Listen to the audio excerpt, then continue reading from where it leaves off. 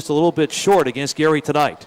Well, we went 15 innings without scoring a run there, 9 in St. Paul and the other 6 right here, and then we got something going. But, I mean, you've been watching the same stuff I've been watching, so, I mean, it's rough. I mean, there's a lot of times we just give, their pitcher threw, I think, 6 pitches in the half inning, and he was out of the inning. So we're either ending the at-bats quick or, we don't have a lot of confidence at times. Early in the game, we don't look confident hitting. We look bad. And that guy's throwing 85 miles an hour. These guys should be driving that ball a little bit more, but we haven't seen that. It's just been so inconsistent with our hitting that, we're digging ourselves a hole and we can't get out of it.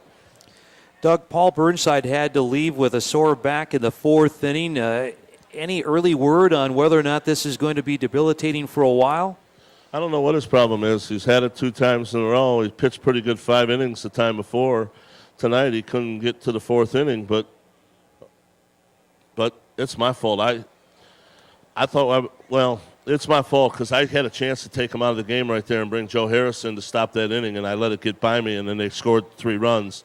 And for me, that was a big part of the game. So I'll take responsibility for not lifting him knowing that he was hurt and the bases were loaded and I had a lefty warming up. But, sometimes you let yourself want to see a guy succeed, and then, you become a detriment to the team, and I hurt the team right there. So, I'll take that one on Burnside tonight. That'll be my fault. I don't know. Maybe he has to go to the bullpen and pitch short spurts. We don't know. I mean, we can't have a starter going out 3 or 4 innings, and then it's just going to wear on our bullpen. So we got to evaluate that before we get to his turn 5 days from now. Doug, just a couple of more questions here before they're ready for the fireworks display. Marco Gonzalez and Clay Zavada came in to finish up for Gary South Shore tonight. What did you think of the back end of the RailCat bullpen? Well, I mean, I know Marco Gonzalez. He's got a good curveball. He throws it, pretty consistent. He's got a breaking ball that he can use to get people out. I think he had 10 saves last year, so he knows what it's like to be at the end of the game.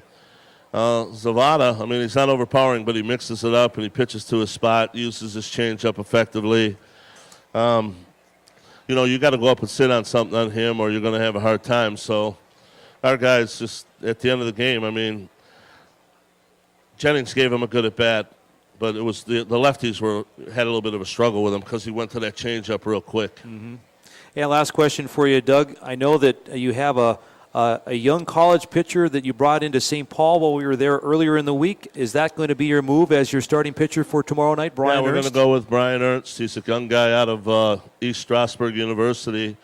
We watched him throw a bullpen on Wednesday over in St. Paul. It's a big stage. It's a lot of people in the stands. We'll see how it works out for him. With Opsal having to go to the bullpen because he has a problem up in his neck, so he has to pitch short-term stuff. We've got a vacancy in the rotation, so Dr. Shivago's got his chemistry set out. We're mixing up a concoction, so we're trying to find a 5th guy, and if we don't find a 5th guy, then we'll get a little more of this tomorrow night. So we're hoping that he can pitch a good game. I didn't know you had Dr. Zhivago down there as your trainer/doctor. Yeah, we're mixing some stuff up down here, brother. Doug, thanks for the visit. Better luck tomorrow night. All right, thanks. Doug Simonik, Red Hawk manager on our postgame show here on 740 The Fan, 740thefan.com, and right here at Newman Outdoor Field. I think it's just about dark enough, fans, so stay tuned.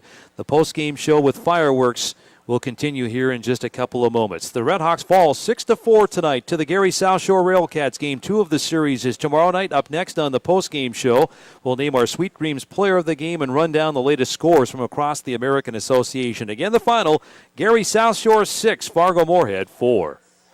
Sprains, strains, tears, and breaks. Consider them fixed. Let's see, whatever you need to do. If you want to go like 2.5 or so, it's just fine. Let's make it just 3, 2, 1.